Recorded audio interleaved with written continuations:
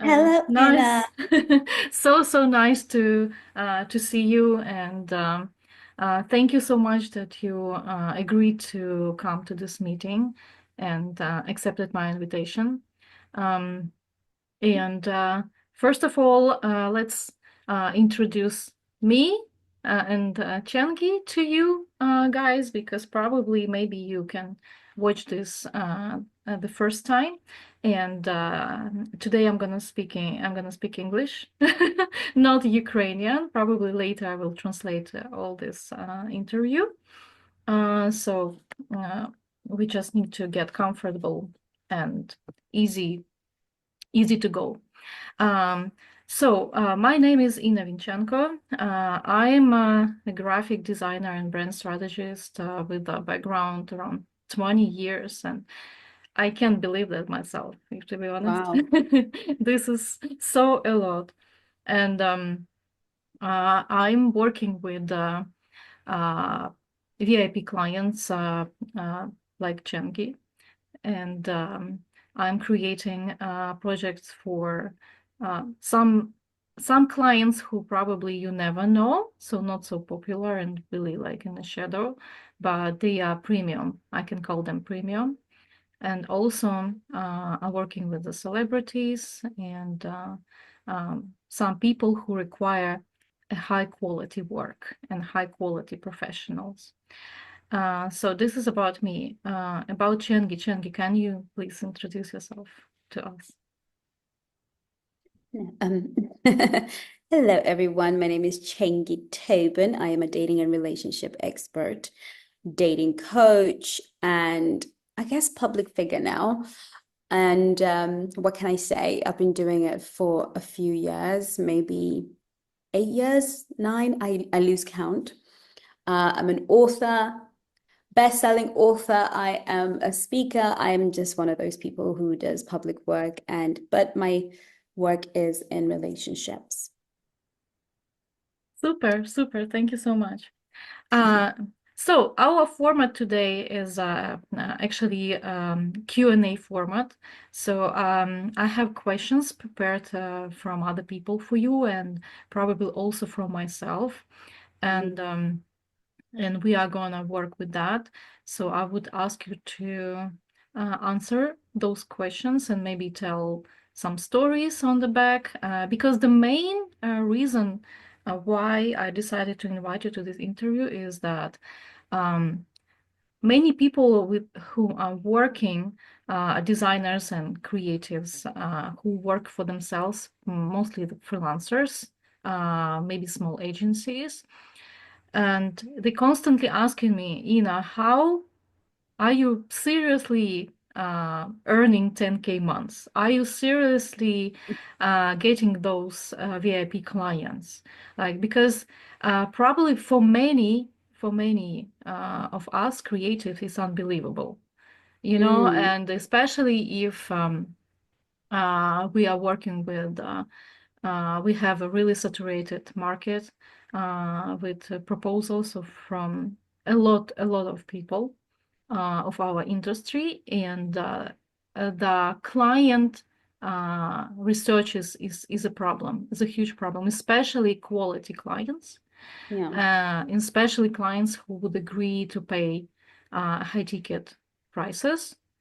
And so today I want to discuss the thing, like how maybe you can also give some advices to how they can really, what they need to do to start attracting high level clients, clients who are willing to pay high ticket money for their work. So what things are required? But before we go there, I want to start from questions. I'm going to open my my phone and see the list. Okay.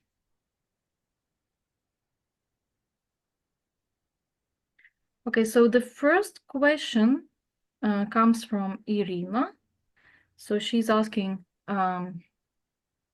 what did I do that other designers didn't, that you decided to choose me? Right. Actually, I guess this is where I tell a few stories. Okay. Somebody, I had a lady on Instagram. She was a graphic designer, and I asked her to design my logo because one of the things I guess designers have to understand is that our businesses are very, very personal to us. They're very, very personal. And how we are seen is very important. So I asked her to do a logo before I committed, because sometimes a high ticket client will ask you to do something small. And I actually was looking for a branding person, like a manager strategist, but I wanted to test her with something small. So I asked her to do my logo, and she did a really horrible job. It was very quick. It was very ugly. I sent her a message saying, can we do a little bit more, giving us some suggestions. And she seemed to be annoyed that she was, that I was asking so much. And then I said, okay, can she make a few changes? Then she basically ghosted me. She took my money and disappeared. Wow. But it wasn't a lot of money. I think it was like $50. It wasn't a lot of money. So I think for her, she made the mistake of marketing low-end products, but thinking that high-end buyers won't be interested, if that makes sense. So while she did a good job at marketing herself, she seemed to have like a good Instagram. She seemed to talk a lot. I liked who she was. I bought into who she was. I hadn't really seen her work, but I liked her aura, who she was. Mm-hmm.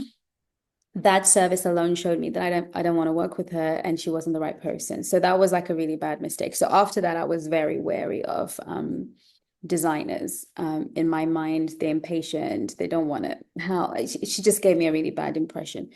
And I also had a graphic designer who was brilliant. I think you've worked with him before, Kachi.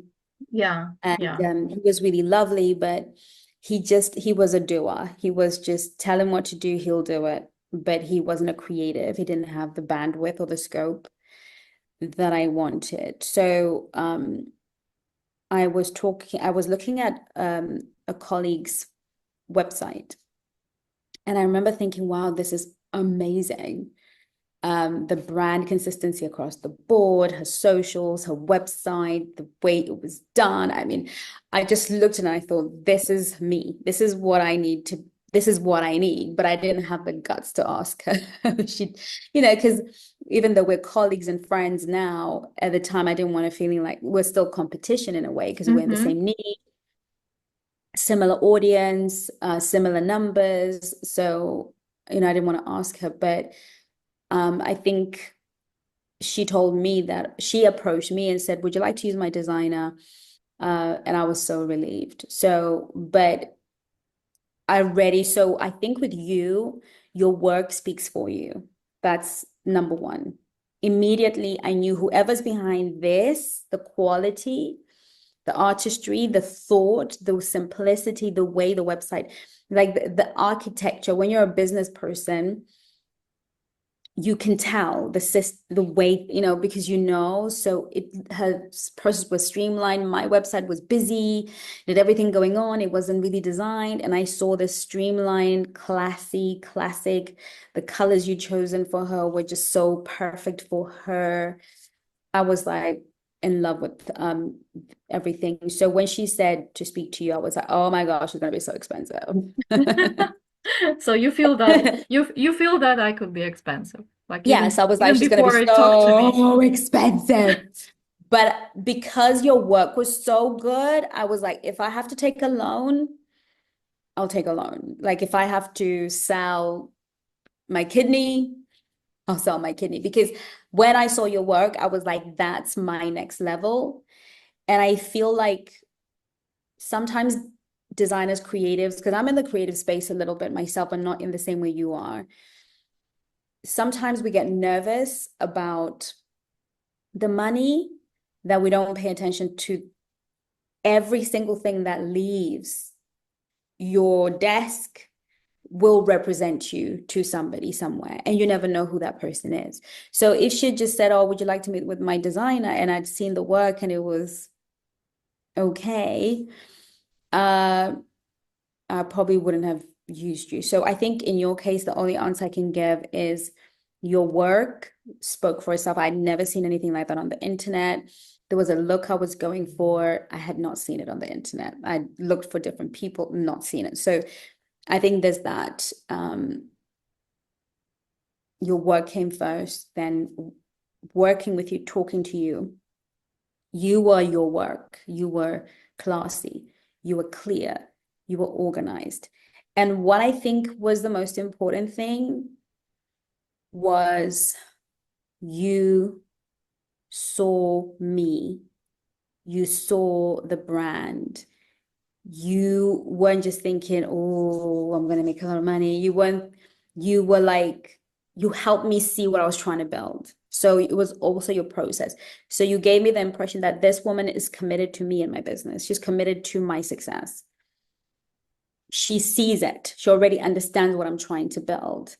And in times past, designers have this, look, I've done your designs, here you go, take these 10, I've done the work, now I need to move on, but you were more like, I am going to take this journey with you, we're going to build this together. And so for me, the high ticket when I saw your prices, I didn't think they were high. I actually thought they were quite cheap, because your service and your prices, they were not even matching, because I probably would have paid more. That's really cool. For me, it's also impressive because I'm listening the answer to this question for myself too, and the very first time that you saying many things about my work and everything. So thank you so much. Yeah. And I just want to recap everything you just said and just tell designers maybe more simpler language what it means. So first of all, definitely we have plenty people who are experienced, who have really brilliant portfolios, really good work, really high quality too, but they're still struggling. So I think the thing is, yes, portfolio and work should stand out.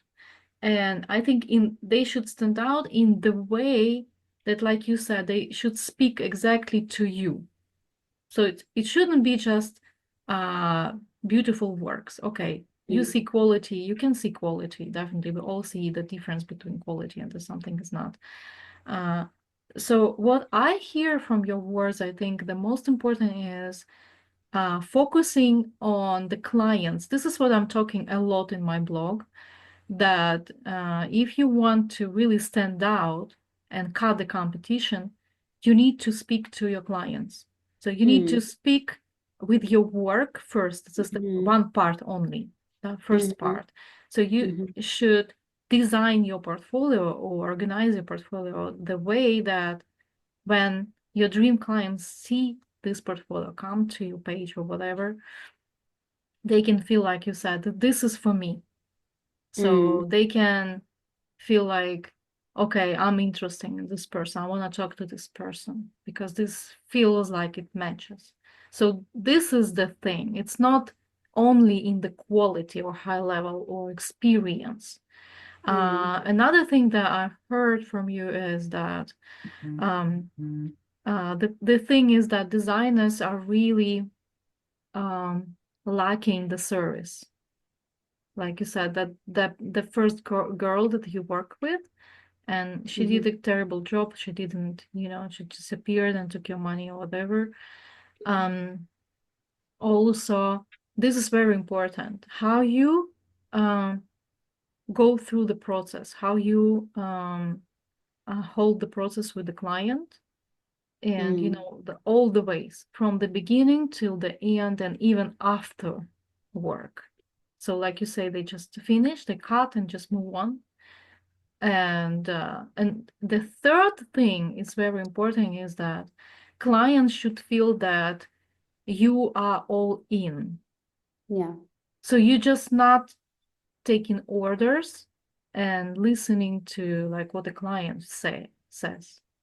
You come in with the creativity, suggestions, the strategic vision, and the willing to not only get 10K, from the client, the 10K check, for example.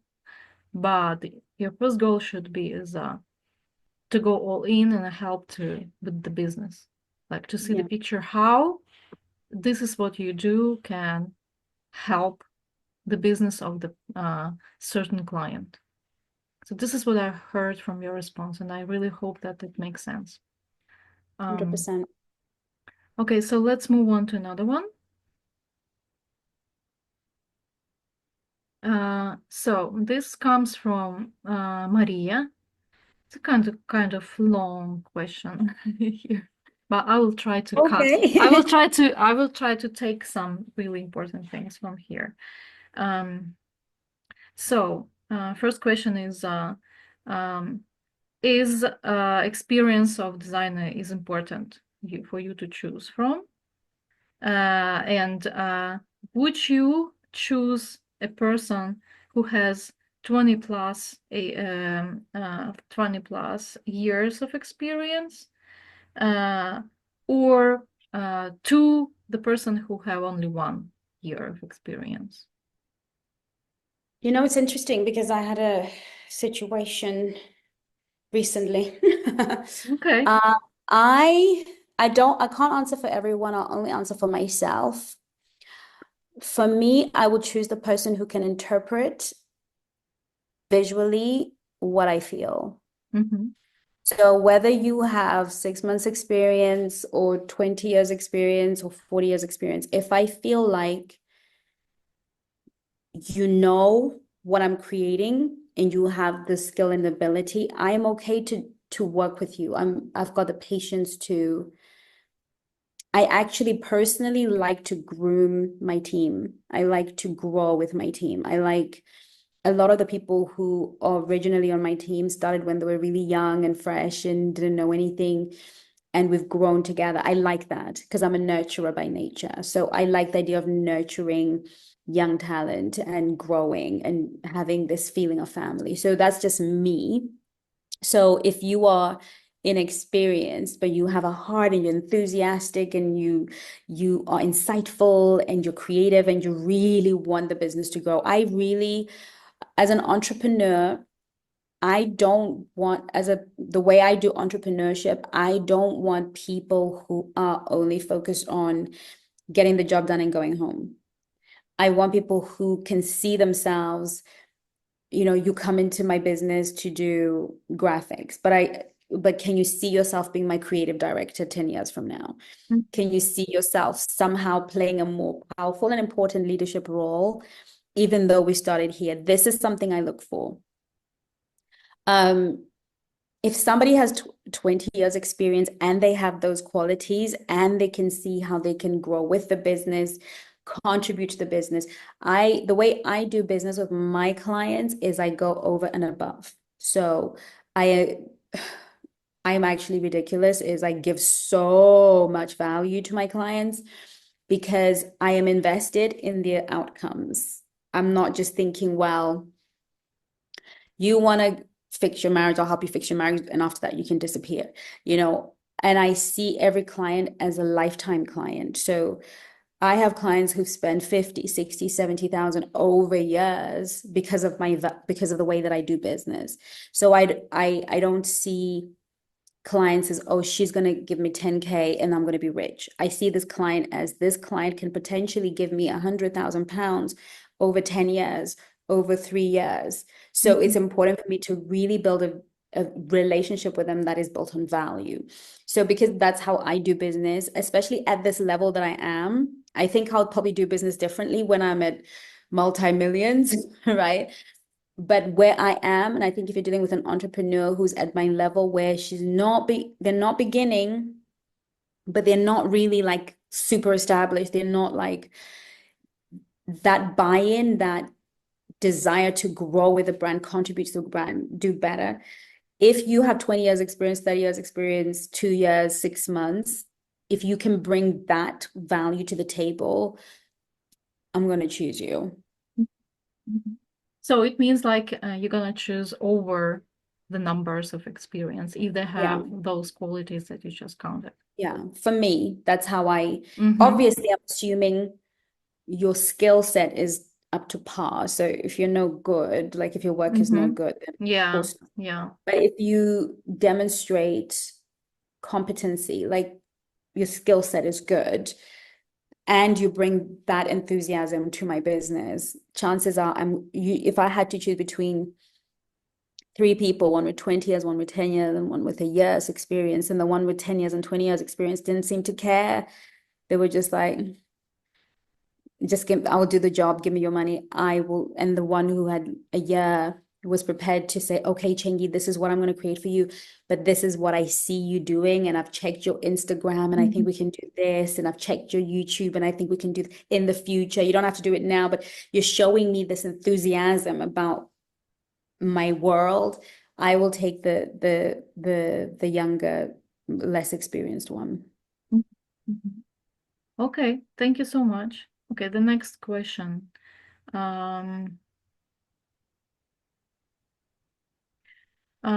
What if a designer are going to use only a brief, so not a sales call, like not a call when they try to talk to you and sell their services, but just you know, like a survey or something, so it's sent to you and without the call. Does this show something that like his professionalism is lower than if they go on a call? So maybe let's put it this way. So like, would you, is it important for you to have a call with the designer, or you can just chat with them and just fill out the surveys, like a brief or something, to start working? It depends. If I'm hiring for a particular job and I just want it done, let's say I've got a masterclass on Saturday, I just need a few pieces of work, 3 or 4. You can send me your performer. We don't need to talk. So it depends on the job you're applying for. But if you are looking to do like what Inna did, which is create a whole brand for me, there's no way I'm going to hire you if you don't get on a call with me, because I need to know that we can work together. I need to know that I like you. I need to know that I trust you. I need to be able to feel like you are somebody, because when you and I were working together, it was a long process. It wasn't just, you know, overnight.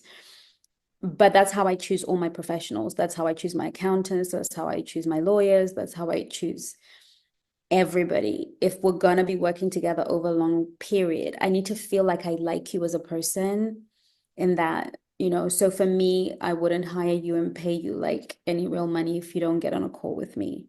And you also have to be prepared to get on more than one call with me. Okay. And yeah. Okay. So actually, this is also, I'm saying a lot about that. So I understand from where it's coming. Like, you know, majority of designers and creative people, they are introvert, and they really like struggling to come on the calls or meetings in person. And I understand that because I was the same. Like I'm like, it's not like I was the same. I'm still introvert. I'm still introverted person, and I really like pushing myself sometimes, just go on calls with people. And sometimes I just need a some time of preparation for the call, if to be honest.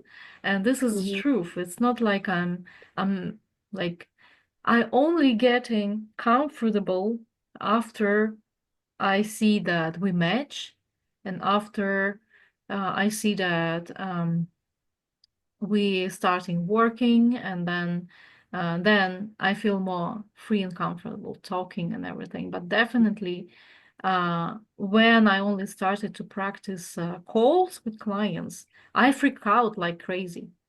And this is true. And I always tell designers, okay, if you want to go next level, you need to push yourself on calls. Really. If you want to make more money, you need to push yourself. Push yourself.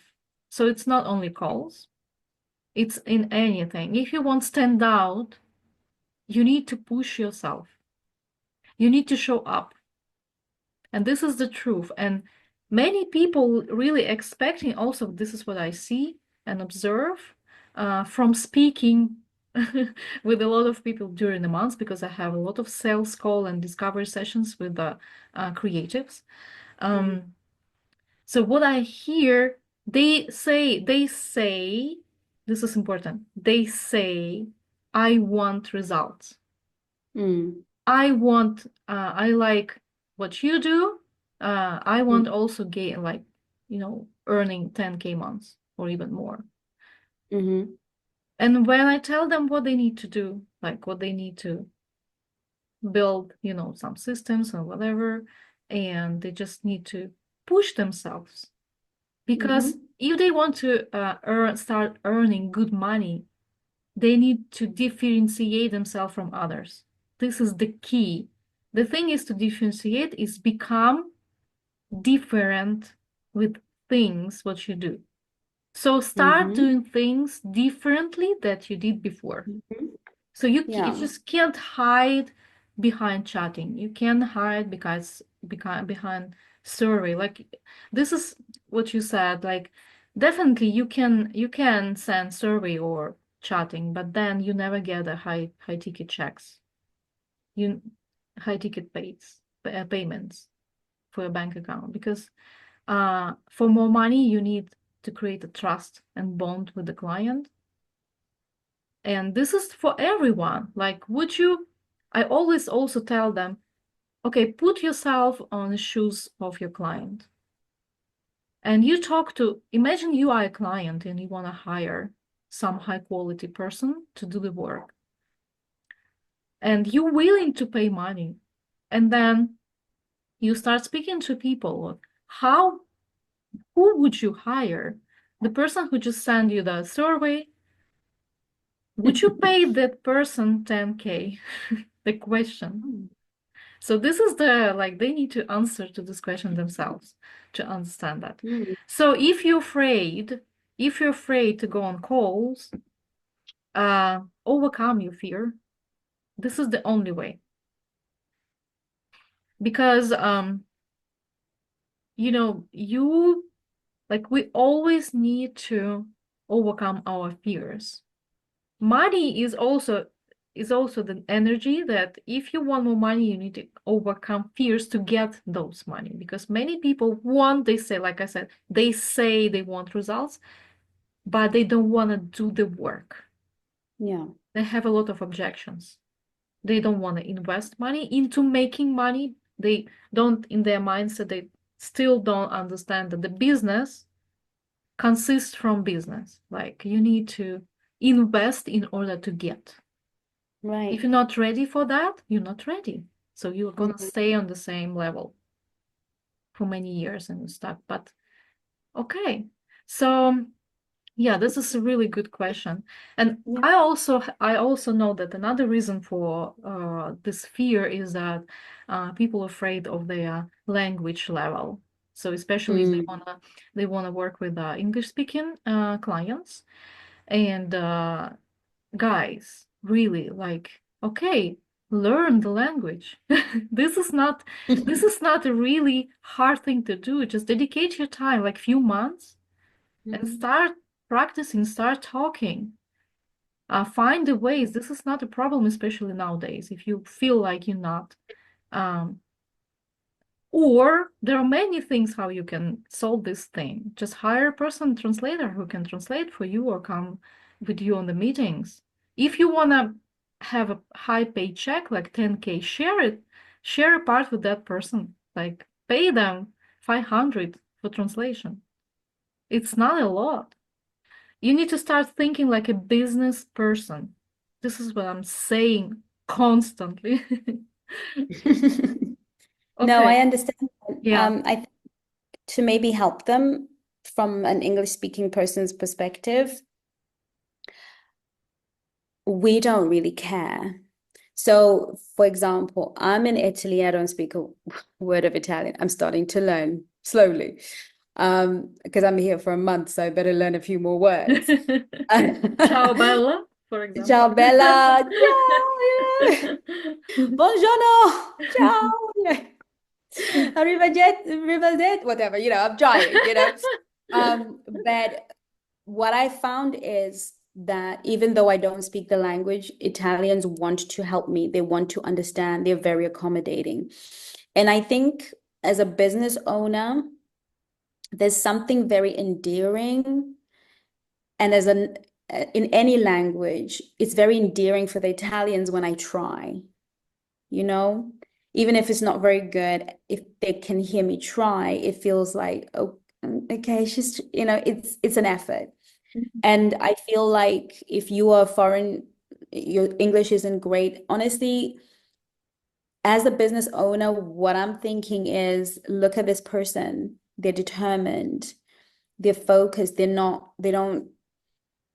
don't see barriers to greatness. There's somebody who's like, okay, I'll come with what I can do, and then I'll make up for it in other ways. These are the people that I consider champions, and these are the people I want to do business with, right? Because what you're showing me in your character is, I will try. So I know if I give you a task, maybe that is big, or, I've got a big project, I know you will try, because you started by showing me on a call that you're prepared to try. You know what I'm saying?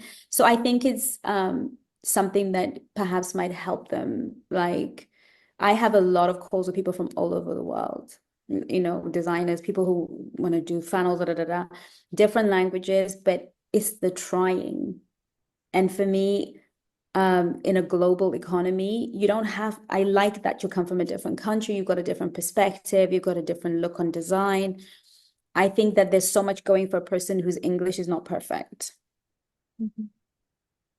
So Okay. that should be hopefully helpful. Yeah, thank you. This is, sometimes people just need some support because speaking foreign language it's not easy. It's hard. Yeah, especially when you're learning and you Yes. always feel like you're not on the level to start speaking, that Yes. those fears come out. So again, if I come back to my own experience, I remember my first call with the client, and I was freaking out like crazy because I thought, okay, what if I lost? What if I stuck and just like, blah, blah, blah, blah, blah, something like that? Like, what if I can't say something or respond something? Or what if I will not understand what the client says? This is also another stuck. Yes. But I tell you guys, if you never try, if you never again push yourself out, you never do it. Because that time I don't remember if did I lose a job or whatever, but for me it was really like a huge step. Just push myself out from my small home, like and just starting to realize, okay, it's nothing bad happened to me, just okay, even if you lose the deal, even if you forget, even you not understand, that's fine. This is the experience that give you practice with people. Many Americans here asking me when they figure out that I came from Ukraine and I speak English so well, they ask, okay, how do you speak so well? You didn't live in America and whatever. I said, it's because I'm practicing all the time. I'm talking to my clients. My services are, focused on foreign clients. And yeah, this is the thing. And the practice is the main thing you should do all the time. Okay, so let's move on.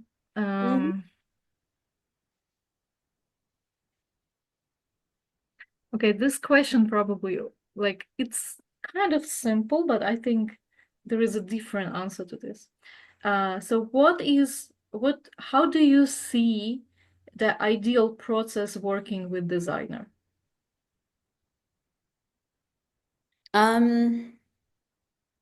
once I've recruited them, once I've chosen them? I think Is that yes. Like I think the goal of this question is to figure out, is it a thing in the process? Like, does the process really important in the work yes. somehow, and maybe how make it to stand out like from others or whatever. For me, because I can only speak for myself, Mm-hmm. I want to do as little as possible. Okay. So whatever your process is, it has to ask very little of me. And what I mean is we can have maybe 2 or 3 long interviews where you really get in depth about what I want, what I'm trying to create. I don't mind doing that. I don't mind maybe having another one to kind of see if we got everything correct. But after that, I'm somebody who likes to give away a job. Like I don't want to meet with you all the time. I don't want to have multiple conversations because I'm very busy. And now I've got somebody my admin who manages that for me. But if I hire somebody to do a job, I want them to take the job over. So, maybe a few initial meetings. But if you come to me with a process that's like, we're going to meet every week, you're going to have to do this research, you're going to have to do that, you're going to have to do that, I won't hire you. Okay. And I'm not saying that it's a bad process, but it won't work for me because I don't want to make too much of a time investment. I have hired you, you're the professional, you are the one who knows how things should happen. So I'll use Inna for instance, because you're the one I worked with. We had, I think, an initial meeting, then we had another meeting to go in depth. Then you send me kind of a summary to read through and say, is that okay? Then you went and proceeded to work on the look and the whole identity pack thing. You did all of that. And then I gave you some feedback, and I didn't really need to change very much, but I gave you feedback. And then the next meeting I think we had was to discuss with my web developer. Mm-hmm. And then after that, it was you and my web developer and you just getting on with it. Of course, you would touch base because we would talk pretty much quite a bit, but I didn't have to hand hold you through I didn't, you took charge. I do that with everyone I hire. If you need me to hold your hand and to meet with you every week and send out this and do this and fill in that form, I won't hire you. I'm hiring you because you are the professional, and I will give you all the initial evidence and all the stuff you need. I'll give you access to whatever you need access to do your job. So for me, the process does matter because I don't want it to be time intensive on me, because otherwise I'll feel like, why don't I just do it myself? Mm-hmm. So I think when you're selling high ticket, you want to take a lot of the pressure off the person because they already have a career, they already have a business, they already have clients, they already have financial commitments, they already have accountants, they already have lawyers, they already have so many people. They've got people on their team. I've got coaches. I've got banks to deal with. I have the tax office to deal with. Like right now, I have 30 things to deal with. And I'm prepared to make you one of those things, but you have to take as little time from me as possible, So if you're gonna come and make, there was a guy I wanted to hire for a funnel or some sales process. And he was like, we'll make you a lot of money, whatever. But every week we have to meet and you have to do this and you have to do that. And then you have to quit and then you're going to do that. And I said to him, I don't think we can work together. And then I met somebody else who was like, we just need you to do this. And then we take everything over and that. And for me, that was the person because it was the same amount of money to pay. One was asking too much of me, and the other person was taking away the burden, So process does matter. And if you're dealing with high-end people, you want to keep it very, very low. Mm-hmm. So what you're saying is that so the best way is to improve the process if you want to work with the high ticket people, is to make a less time for them that you can. So just take responsibility for the processes mostly on yourself, and be responsible, be creative in this way, and yeah. Okay, And this just take is initiative, interesting. you know? Like take initiative. Don't everything's, I need to ask you, I need to ask you, I need to ask you, I need to, like, trust yourself, create something, present finished work. This is what I've created. This is what I want to do. This is what I think will be good for you. What do you think? And then I can look and say, I don't like that, but I like that. Okay, go do it. What do you need? You need passwords. You need to deal with my web developer. I'll give you access. But if you're, don't take initiative and you want everything to be signed off, what do you think of this color? What do you think of this idea? What do you think of this? What do you think of it's just trusting yourself and taking charge and showing leadership. Because the person you're hiring is hiring you because they don't know. So if you keep, even in my business, I say the same thing to my coaches, stop asking the client all these questions. They come to you because they don't know what's wrong. They're coming to you because they need you to take charge. They need you to be confident, say, okay, we're going to turn the situation around, and this is how we're going to do it, and this is how it's going to look. And they need to feel like they can sit back and rest because they don't know. So if you keep asking them difficult questions, then they're not sure if you know. So I think it's that level of, I will take this pressure off you. I will create something. I'll give you options, because you gave me like 2 design options. And that was it. It was a very simple process that took, because I was also rebranding and relaunching my business. So I had a lot of things going on, but you took the pressure. So that's really what's important. The key word is took a pressure. So yeah, this is what I wanted to admit, that there come up some objections that probably people who listen us, they will have right now. So, okay, if I'm not talking to a client, like if the client doesn't want to respond to me on some questions, so then what if I create the things for them, like sketches or whatever, and they say, I don't like it. This is the most thing what's going on with the clients and designers, the most fear the designers facing, like say, oh my God, what if I do? And the client come back and say, I don't like it. Can you redo it? So how do you feel like how they can deal with that? What exactly they should fix to not getting these responses? This is why the call matters. Because the call isn't just to get the client. The call is to see if you can work with the client. If you can establish trust. So all of these things happen when the relationship that you started in the beginning was not built on trust. So if we hadn't had a call, you wouldn't have known if you should work with me, because I might be a horrible person. And I say that to my coaches, just because somebody needs help and you need the money doesn't mean they're right for you, because they can become a nightmare. And I'm sure you've got experience of somebody who will pay their money, but they're horrible. They will take your life away. Yes. Right. I've had clients. Yeah. I even sometimes I cut the process in the middle and I give them back a refund. Yes. I've had clients who were rich and they would pay me sometimes for not even doing the work, but my mental health was in jeopardy. And because when you're starting off and you want the money and you're so excited to get big clients, sometimes you take everyone. My advice to young designers, to anybody new in the business, some money is not good money.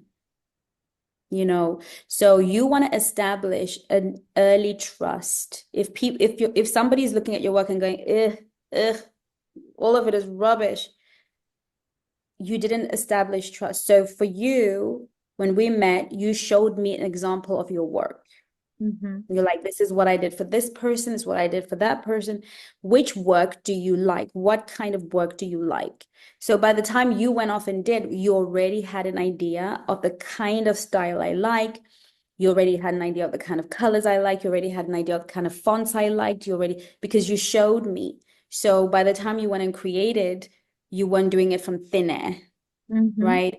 So I feel like that's why these calls are important, because you can actually say, okay, you got this color palette, that color palette, that color palette, these fonts, this look, which one feels, you showed me all of those things. We went through that in detail.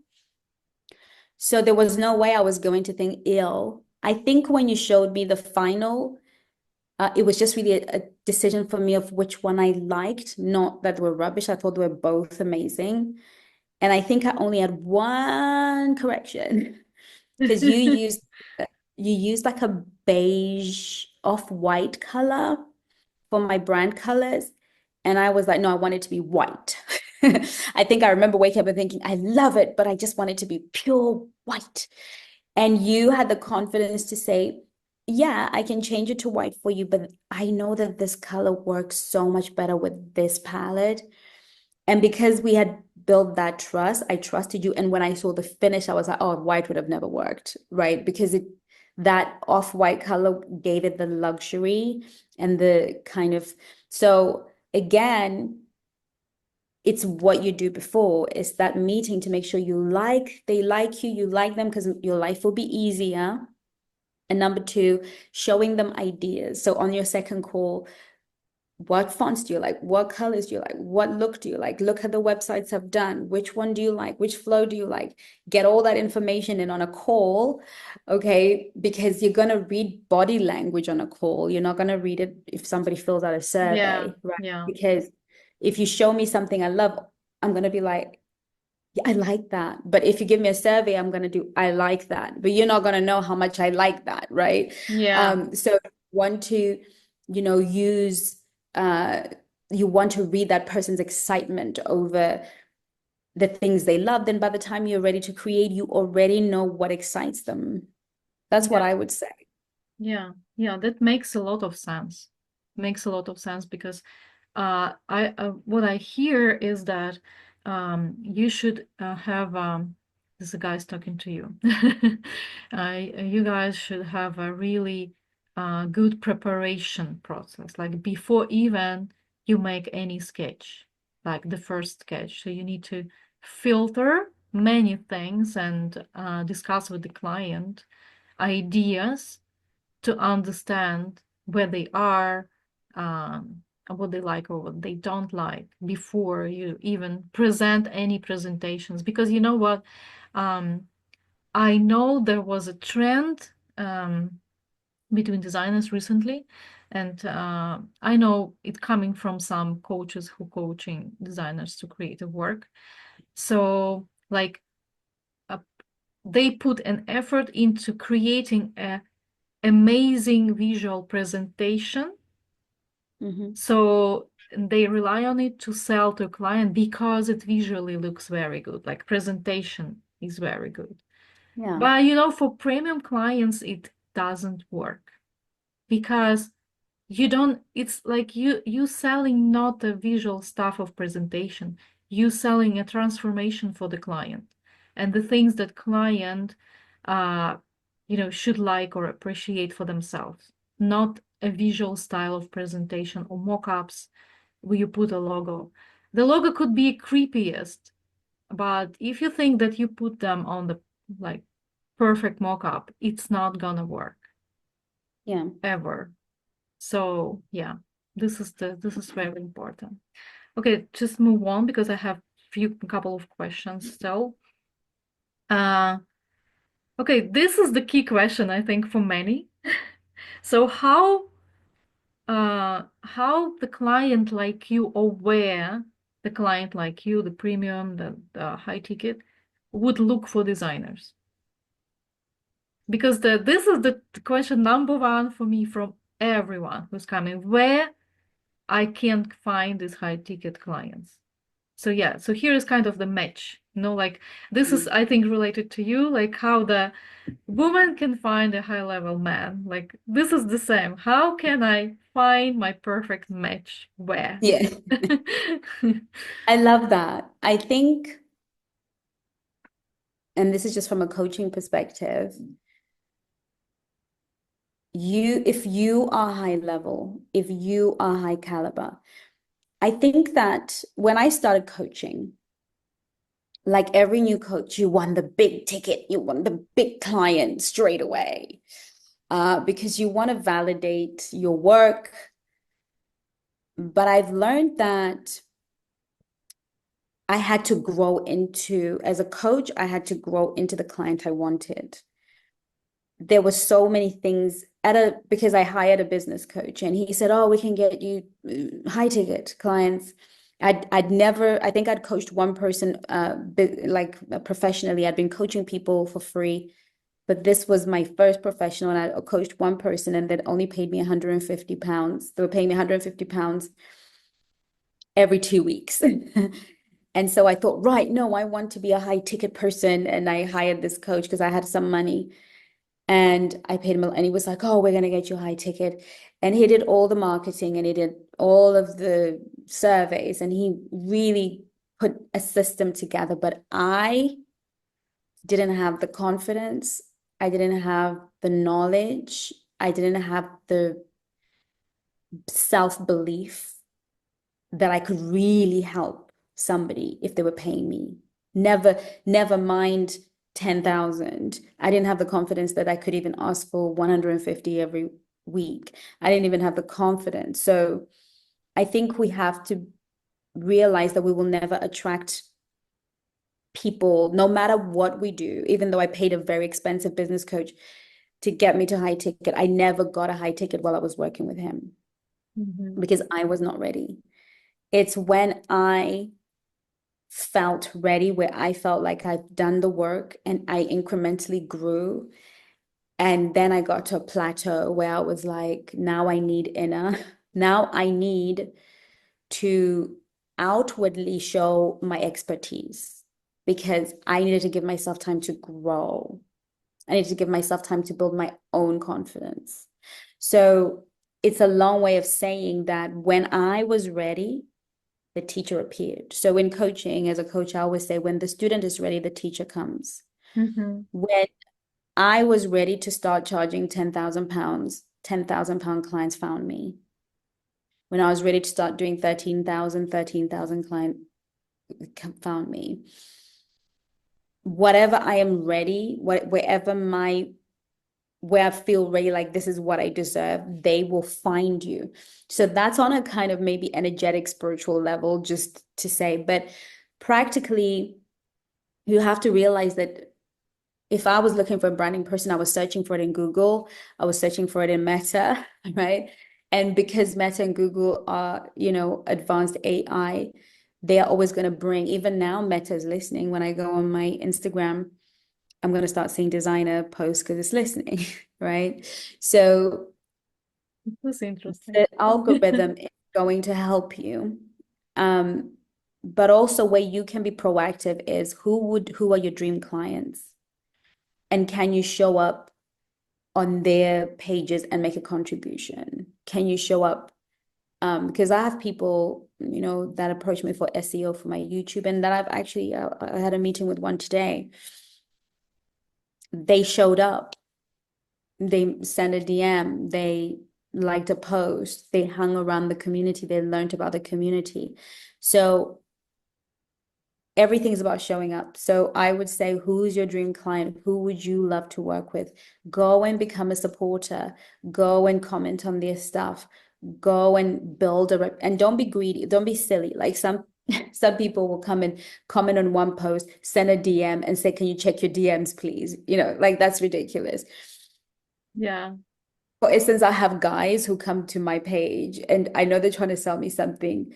The page is for women who are looking for a husband. So a man writing your content is very good is ridiculous, right? Yes, Because yeah, I right. know instantly you're just trying to get money off me. So, you know, it's easier if you go to the right niche. So it's easier if you're a female designer to go to a female page and really comment about your own issues, talk, get to know, because as content creators, we can see, we build a relationship with the people in our comments. We know the people that show up all the time. And I remember this one girl, she used to comment and she loved my page. She'd comment about my page. And then one day she said, Chengi, I love your work. You know, I love your work. I want to help you expand your work. I want to help you grow your work. And because I'd seen her maybe for a month or two, just constantly being there, making valuable comments, not just asking questions, showing genuine interest in my work, I gave her an interview. And she was saying, oh, I've told all my friends about you, da, da, da. And then eventually she was like, I love your work. And you know I do. And I want to do everything I can to help you. So I think it's about being visible and looking for that connection with your dream client. I'm not saying that a man can't do the same, but he has to use a bit more tact. You know, he probably has to, I had somebody in my DM say, oh, Chengi, I loved your video about this. I just wanted to share a thought with you about that video, but because I know you said it, but I would like, as a man, I would like to give you another perspective. I was like, okay, give me a perspective, right? He disappeared, but it was, again, a good way of getting my attention, because you obviously watched the whole thing. Yeah. You told me that you watched it and you want to give a male perspective or ask a question. Then you build that relationship. I think we are very impatient as entrepreneurs. We want money now. Yeah. But you know, we want money now, and that sabotages. So there's a guy that I mentor in business, it's in the same industry. And I keep telling him, as entrepreneurs, you can't look at your money as today's money. You have to look at your annual revenue. You have to look at what you're going to make in the year. And in business, if you work hard in January, February, March, April, May, June, July, August, you will make all your profit in September, October, November. So my business is carried by 3 months of the year in terms of yearly revenue. The rest of the time, I'm building relationships slowly, building, slowly investing, talking. You know, you can't, so you eventually make that big money because those people have now come to the place of trust. They've also had a chance to save their money. They've also had a chance to believe in you. And so they're then ready to invest. And usually it all comes in at once, because you have to look at your business as a yearly business. You have to look with that scope. Whereas when you're starting, it's just, I need 10K today because I got to pay my bills, you know, or whatever it is that you are desperate for, that you forget that you're building an annual business that gets taxed annually, that everything about business is done on a yearly basis. So you need to think of my yearly income. So when I start my year, I think I want to make this amount of money for the year. That's amazing advice. Yeah. So if you do that, you're going to do better with actually attracting high quality clients, because they're not necessarily going to spend money without that trust. So you can do it. Just find who you want and build those relationships over time. Yeah, so this is really amazing advice, first of all, because you're saying that people need to stop thinking like a week or a day or something, like quick money, like I say, like I need money now, and start thinking like more strategically, more wider about what they're doing, what they're building. And this is the transformation of mindset, because like from like what I know from many freelancers and professionals, this is how they think. They think like, okay, they think like the order taker. Okay, I'm looking for clients that give me work. I do this work, I get some money, and we're done. Next, I go next for this. And they're sitting and waiting for the clients that come to them or whatever. And they definitely, everyone wants money, everyone. But guys, if you want really big money, like high ticket checks, so this is not the strategy. So you need to shift your mindset and start thinking like a business owner, because you're growing a business. It's not just order taking like here and there. So you're not gonna make any money, like good money with that. You can, I don't say you can't, but it's always be like, you know, like this, going up. Sometimes we have work, sometimes we just don't, we're just struggling, you know, all the time struggling circles. So yeah, I have one more question, really important, and we can finalize, and I would like then to hear from you some really advice from your perspective. So for everyone who listening to us. So last question is, what are your red flags for designers, for choosing designers?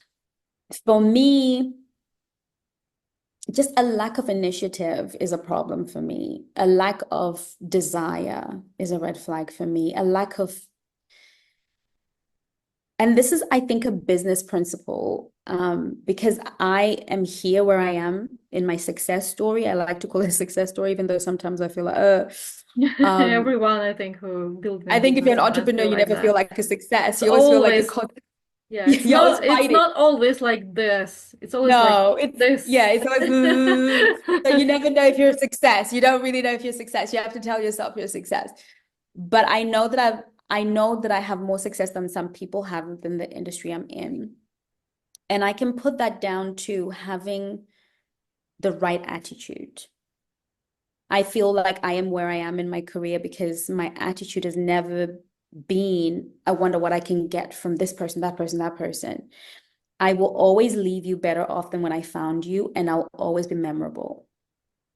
Even when I was an employee working in my job, my boss would cry when I quit my job. People would beg me to stay when I quit my job because I was never the employee that came in at 9 and left at 5. I was the employee that thought, what's the work to be done today? I would come in early. I would leave sometimes at 8, 9 and not get paid because I take pride in my work. I take pride in what I produce. I take pride in anything that has my name on it. It is never about the money for me. It's about the quality that comes from me. So when I meet somebody who doesn't have that attitude, that's a big red flag for me, because that's not what I want. And right now I have a team that work over and above. My team can stay up with me till 4 a.m. in the morning, and they will never invoice me for it. I'm the one who has to be like, no, I'm going to pay you for it. But they won't even invoice because they are like me. So I know that's a high expectation, but in a competitive, highly, highly, highly competitive market, you can't afford to be the kind of person that's doing bare minimum. In the same way as in the dating, like you said, in relationships, you can't want the best partner, but bring bare minimum. You know, I'm going to breadcrumb you. I'm going to give you just enough affection, just enough time. You can't keep a relationship that way because guess what? It's highly competitive. That person probably has 4 other offers of 2 other people ready to climb the mountain, right? So in business, it's the same. I know that there are many dating coaches. There are thousands of dating and relationship experts out there. What differentiates me is I am prepared to go to war for you. I am prepared to die with you. I'm prepared to go to the ends of the earth for you. If you work with me, I won't quit on you ever. Even if we have to do this for another 5 years, even if I eventually have to do it for free until you make it. So that's what makes people choose me and pay me and keep paying me. Because I've had clients who paid me £10,000 and they didn't get the result they came for initially, but what they saw was commitment, drive, and they went and paid another 5. I've had clients who paid 10K, went away, didn't get the result they wanted initially, and said, Chengi, I want to pay you again. Let's do this again. And it wasn't, they could have said, oh, well, I didn't get a husband, so I'm not going to pay you. They were like, no, they know Chengi will do everything. So they knew that it was them. They were the ones that didn't apply themselves. They're the ones that didn't do the work. They're the ones that were coming in sometimes and not coming in, not doing the homework, not doing what I was telling them to do. I took the money and they came back and said, I'm ready to pay that money again. I need you. and I'm serious now, and they paid twice. So I feel like until you, as an entrepreneur of any industry, have the mindset that I am here to win, I am here to not win, but I'm here to win with you. I'm going to win, but I'm going to win with you. And I'm going to make your problem my problem. And I'm going to make your pain my pain. And we're going to win together. And I feel like this is what I have in Inna. And that's why she'll always be my eternal friend and my person who I will always look to for all things. Because Inna and I stopped working together, 3-4 years ago. But I can always 100% call Inna and say I need something. And she will always be there. Thank you so So much. if I have $1 million deal, I'm calling Inna, period. Like, that's who I'm calling. When I was in Hollywood, it was Inna, right? If I'm doing anything, I am recommending Inna. So, but that's because 4 years later, Inna will be there for me. Because she knows if I call on her, she'll be there. But if we have that attitude of, look, I've done your work, your website's ready, if you want to, I have clients who call on me today and don't pay me a penny.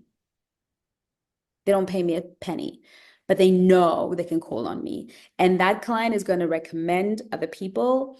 That client is going to come back when they need extra help in their marriage or whatever their relationship situation is. And it's a slow process, but it creates strong foundations in the business. Mhm. So yeah, I think laziness is my big red flag. Nonchalance is my big red flag. Not wanting to go above and beyond is my red flag. I just can't. Yeah, yeah. Actually, for me, it's also very, very important to feel like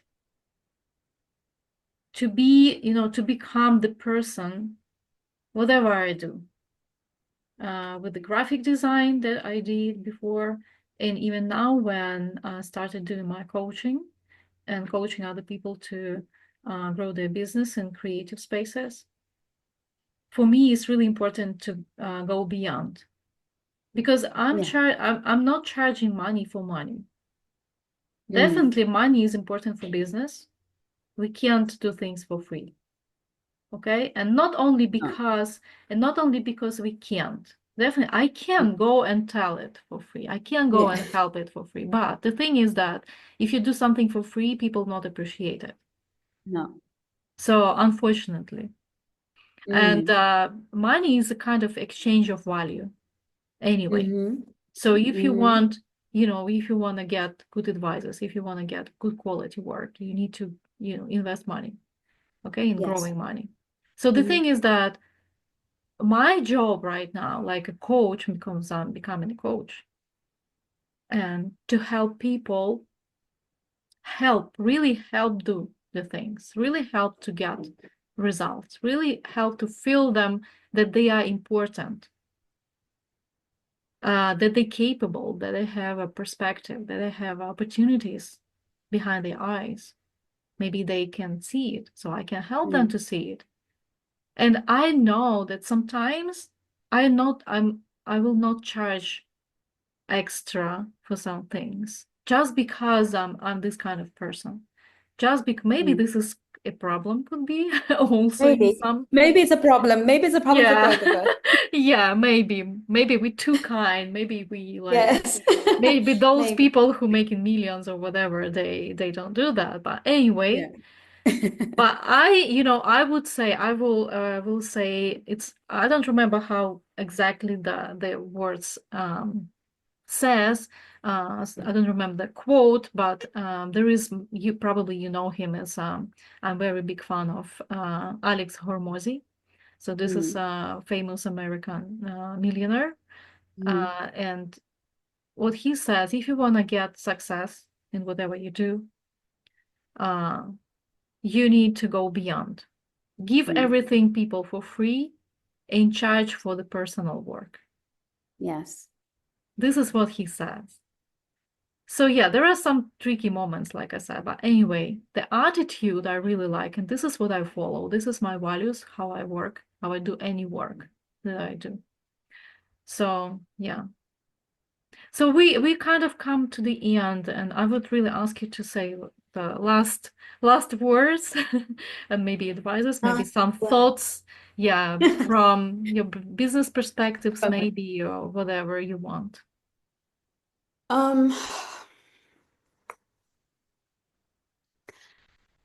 Business is a roller coaster. The people that make it are the ones that don't quit. And quitting is always on the table. Always. It's I'm thinking about often, trust me, I'm thinking about always. I often. think of quitting at least 3 times a month. Yeah, the same thing here. And that's me doing better, right? The times I want to quit every day. But I have learned that if I don't give up and continue to pivot, I feel like business from the time I started as an amateur, learning, growing as a coach, and the more you do, the more your confidence grows. The more your confidence grows, the more bold steps you're prepared to take. The more bold steps you're prepared to take, the more your income changes and the more new ideas people bring to you. Because even if somebody says no, they always leave you with an idea. They always leave you with oh, I wonder what I could have done different. It's about taking it day by day and maximizing every day. So I've learned that the hardest thing as an entrepreneur is to be clear on your personal needs and the fact that you need that money now. And also be clear on your future needs. So for me, financial planning is key. Really looking at your life for me, quarterly, every 3 months. So how much money do I need for these next 3 months to survive and live and pay my bills? And once I know how much I need for those 3, don't try and do too long, too far, right? Because it gets really stressful. Anything I make over and above that, that's a bonus. So that takes the pressure off me having to make a certain amount every month, because I know that for the next 3 months, my personal expenses might be £10,000. Yeah. So that means if I make £10,000, I'm going to be personally okay, which takes the pressure off me pressurizing people or going at a bad pace. And then now I know everything I make over 10,000, that's a bonus. And then I get excited about, oh, I wonder how much I can make over 10,000, right? Yeah. So I think also creating fun, challenge, making it a game, not taking it too seriously, but making sure you eat, right? I think that for me, what's really kept me going is finding within my business the things I love to do. So when things get tough and things get rough, I bury myself in the things I love to do and invest myself in that. And I find meaning again. But I think the most important thing is never to give up. Change, pivot, don't give up. Like Ina was saying, she started off as a designer doing graphics. Now she's a coach. It's within the same world, but she was not afraid to pivot. She was not afraid. I started off as a coach. Now I don't coach. And I remember talking to Ina about it and saying, oh, we're ready to change. And it was a big step for me not to coach. I realized I didn't love it anymore, but there were people who were able to do it on my behalf. So there's always a pivot. Don't quit, pivot. Don't quit, pivot. Maybe you just need to be doing something else. And when Ina said, I'm not doing your branding, my design, but I've been fine, and I've benefited more from her pivot as well. So the key is to pivot. When it no longer works for you, pivot. You will find your genius, your zone of genius. You will find your place where you make money easily. But if you quit, the only thing left, to do is end up where you started. Yeah. So I think that this one friend of mine used to say, quitters never win and winners never quit. Very good quote. And so I I think, yeah. And I think this is a great quote for the ending. Yes. To, cover everything up. And Yes.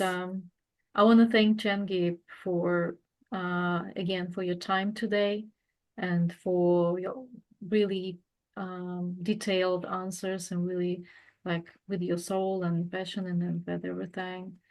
And I also I want to say that I was so happy to work with you all of the years. And I wish everyone had that type of client like you. Like Oh, everyone.